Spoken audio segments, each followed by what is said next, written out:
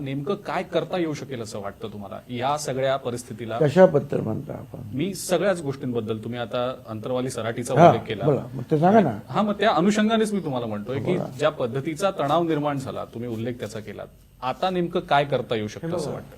हा तणाव निर्माण करण्यासाठी मी काही प्रयत्न केले नाहीत.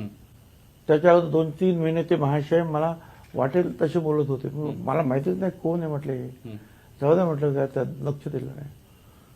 पण ज्या वेळेला बीडमध्ये आमदारांची घरं जाळली, हॉटेल जाळले गेले, शिक्षण संस्था जाळल्या गेल्या, काही लोक तर गेलेच, ते लहान लहान मुलं सफोकेशन आहे त्या क्षीरसागरच्या घरातले.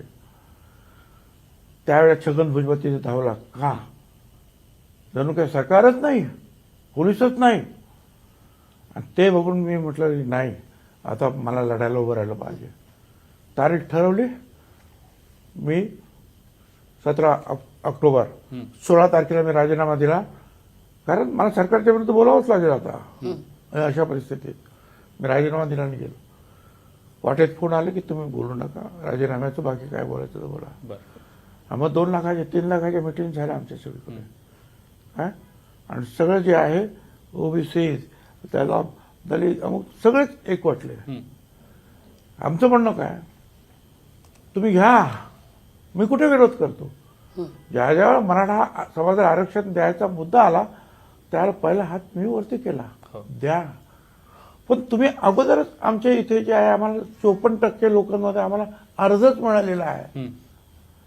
आणि त्याच्यामध्ये तुम्ही जर येऊन बसलात तर भटक्या विमुक्त सगळे लहान लहान समाजाला काय भेटणार आहे?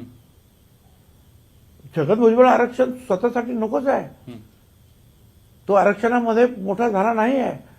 तो फक्त बाळासाहेब देसाईंनी म्युन्सिपाल्टी किंवा प्रायमरी शिक्षणात त्यावेळेला जे काही उत्पन्नावर फ्री शिक्षण दिलं, त्यातून मी म्युन्सिपाल्टीत शिकलो मुंबईच्या. बाकी आरक्षण नव्हतं. पण